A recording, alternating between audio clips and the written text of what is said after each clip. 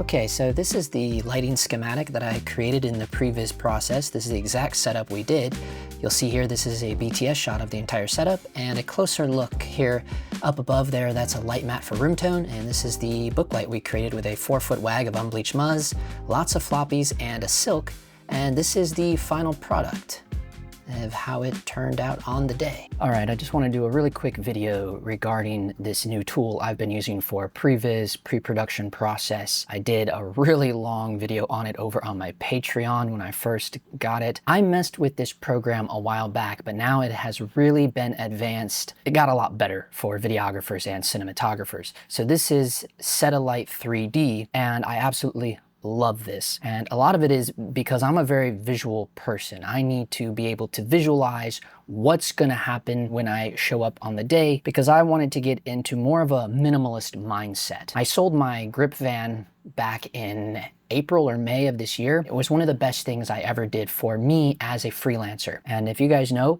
for those of you that don't, I've been a freelance cinematographer in Los Angeles since 2017, working full time. That's what I do. And this program is $144. I'm not an affiliate of them. I paid $144 for this program. There is a cheaper version of it, but the reason why I paid for the studio version is because now we have access to continuous lighting, which is what we need to previs for video guys. They have a little library of aperture lights in here. You even got Astera Titan tubes. You got all these airy fixtures in here, lots of airy fixtures, and even Kino Celebs, these units, and little light mat options. Really, really awesome. As well as, you know, all these other options for photography, because this was originally a photographer's program. You'll notice I have my aspect ratio switched to horizontal. So when you first get in here, it'll be like this. This is good for TikTok guys and stuff, but for me, I don't shoot vertical. I'm a 16:9 guy. What's also nice in here, you'll notice here up top, I can change to any of the crop sensors. So for instance, if you're shooting on the Fuji X-H2S APS-C mode, and then you can even see that in 4:3 mode, boom. And it's really cool, right? But I'm gonna stick with what I shoot on, which is full frame 16:9. So I'm visualizing this with my Leica R 90mm Summicron, so that's what I have, a fixed 90mm, but they have all the different focal lengths in here. Absolutely love this. Set to 2.8. You could rip it wide open at f2. For me, usually I like to go a stop higher than what the lens is wide open. That's just how I do. You can have all your options for ND in here. You can start dropping it out, but I like to use it to get a little bit of a realistic idea of the exposure, but obviously that's going to change when you get there on the day. Also, you can change your ISO in here. I'm at 640 right now, but what's nice is you can go in here and visualize the white balance. I'm a bit of a stickler when it comes to color. That's why I bring my Sekonic 800 color meter with me everywhere. A lot of it is because I have that hue deficiency in my eyeballs. It's so important for what you can do as an end result with this program. You'll see what I'm talking about. But first, let's talk about this as a visualization, because as you can see here, I don't have a lot in here. And this is the great thing. You have all these different options for models. You can have multiple models in here at once, females, males, different ideas for skin tones. And right now I have Victoria in here, and she has all these different positions, standing, posing, right? You can have them look away from the camera, look towards the camera. I'm doing this more as a talking head for the majority of the things that I do. I would say about 70% of the work I do is talking head interviews, whether it's for a documentary or for a corporate thing or whatever the case may be. What I really love about this is I don't have to show up with a bunch of gear that never ends up getting used. So that's kind of been the MO for me the past couple of years, and that was the whole motivation for selling my grip van. It's like, I want to get away from this idea of being this one-man band. It's just a mentality I would like for my clients not to have anymore. And this might be like a goal for all of us as freelance videographers, because the reality is one-man band ends up doing the job of 6 guys. Let's just be real. And it's not realistic. And what I tell my clients is what ends up happening, you always hurt the end result. So if you care about the image that you're capturing, then you should care about the way that we create that image. And the best way to create that is to provide an environment that can work efficiently and really curating the kit. Each job should have its own kit anyways. And if the client or the production need more than what I'm willing to bring, then that's more motivation to say, well, I guess you got to hire my gaffer and the key grip, and we got to build a real crew. And it opens up for more job opportunities, and it ends up making the image look better, which should always be the end goal, not just for us in terms of making money and having cool stuff on our reel and our socials, but also it gives the client a better image to present to the world, wherever they're putting it at, right?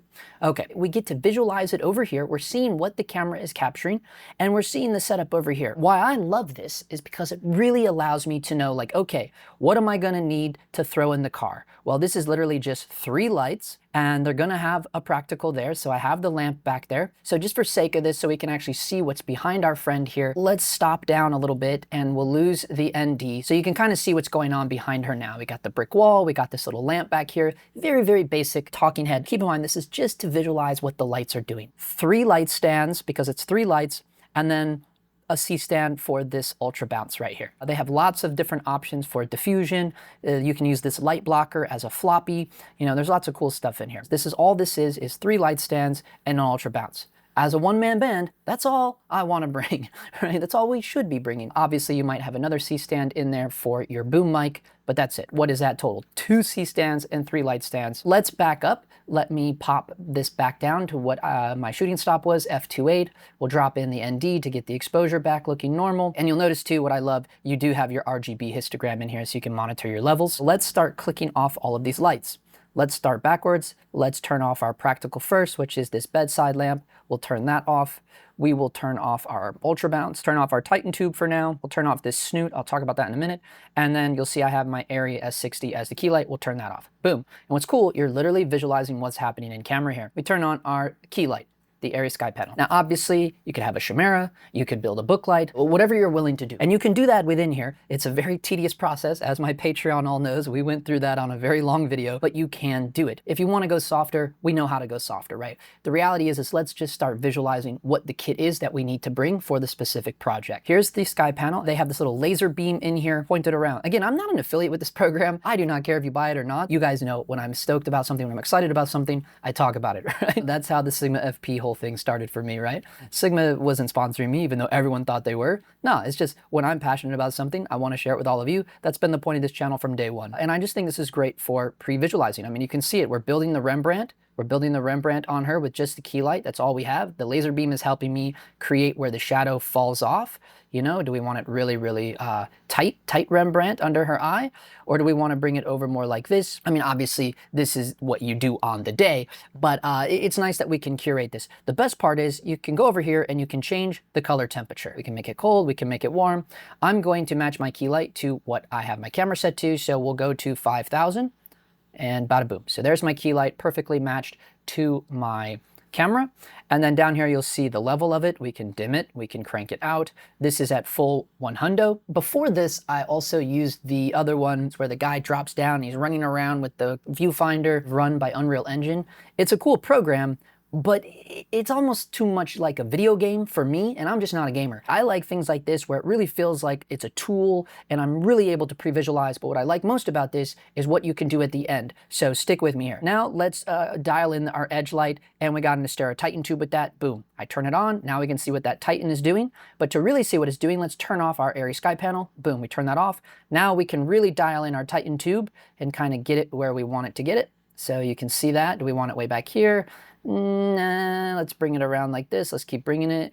This is too sidey. Let's have it about right there. You'll notice that I dropped the color temp on this Astera down to 42. The reason why I do that is because I match that to the practical. The edge is the motivation for the practical. Where is that practical? Let's turn it on, bedside lamp, boom. And we're not seeing it yet, but when we turn on our key light, now we can see kind of the whole space. Now again, this feels kind of bright, high key, but it's probably going to be, because if this is for like a corporate interview, then that's the reality of what it's going to be. But this is where we could throw in a floppy, right? And we can see what the floppy will do. So we have this black light blocker to just act as a floppy. And you can see we can kind of crunch it down. We can make it cool.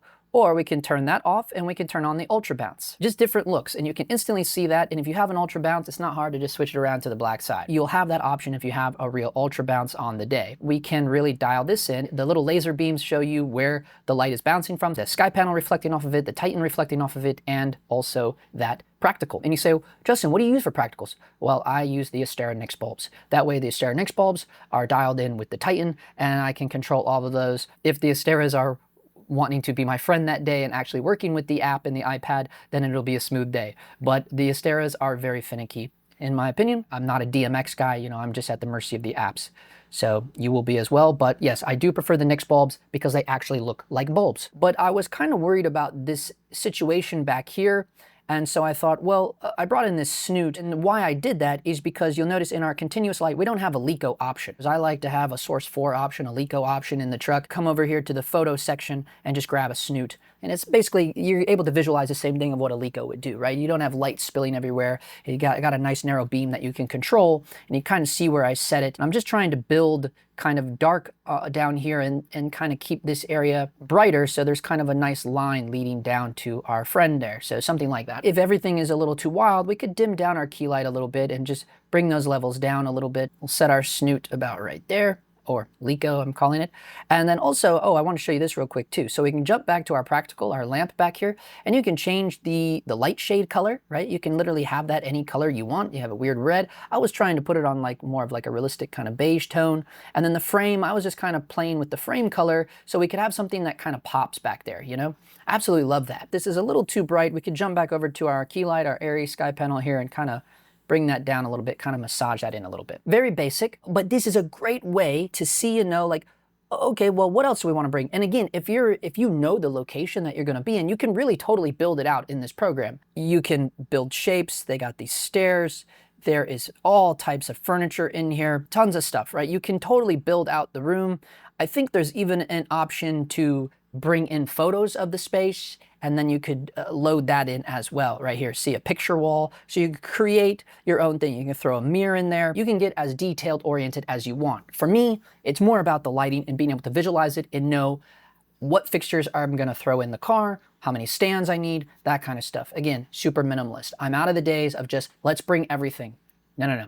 We're not doing that anymore. It's economical all around. What I like about it most is you're restricted to those tools now. And it kind of challenges you because obviously we know as documentary guys, corporate guys, even narrative guys, I've shot my very fair share of short films and things like that. You never know. You might think you know what you're walking into, but the reality is you don't actually know, right? And if you know, you know. And when you get in there, you're like, oh boy, here we go. But it's a good challenge, right? Especially if you don't have just a van full of junk. If you pre-visualized it a certain way, it will really push you to fight for what you originally wanted, right? So I really, really dig it. Now here's the most exciting part about this, the export page. This is a PDF that the program generates for you. You get the low-res preview of what the camera is gonna see. You get this right here, the model world, and this top-down view. And we can export this. And I love this for a couple different reasons, right? And you can even move these around if these are distracting.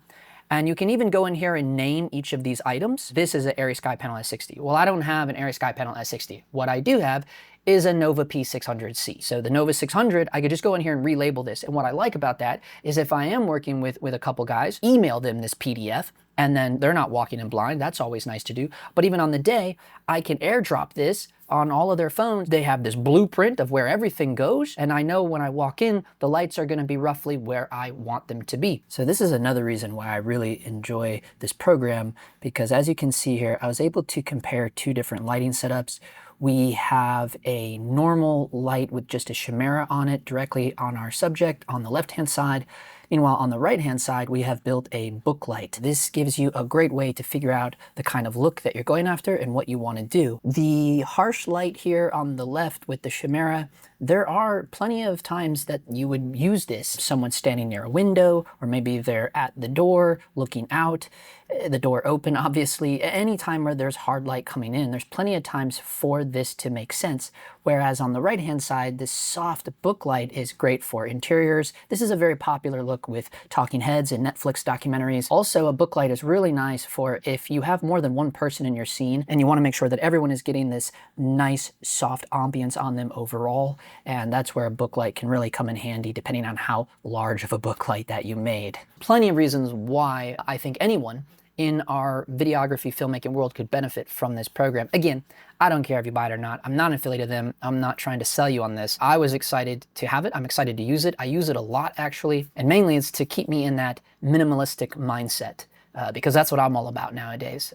Cutting down on the amount of gear that I own, that I use, and it's a great challenge.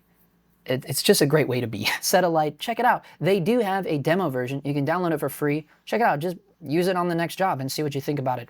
And if you are using it, let us know down in the comments below, or if you like the Unreal Engine option, tell us why, or just tell us what you use, because this has been really a game changer ever since those video lights got put into the program. Thank you. Thank you. Thank you. Thank you. Thank you.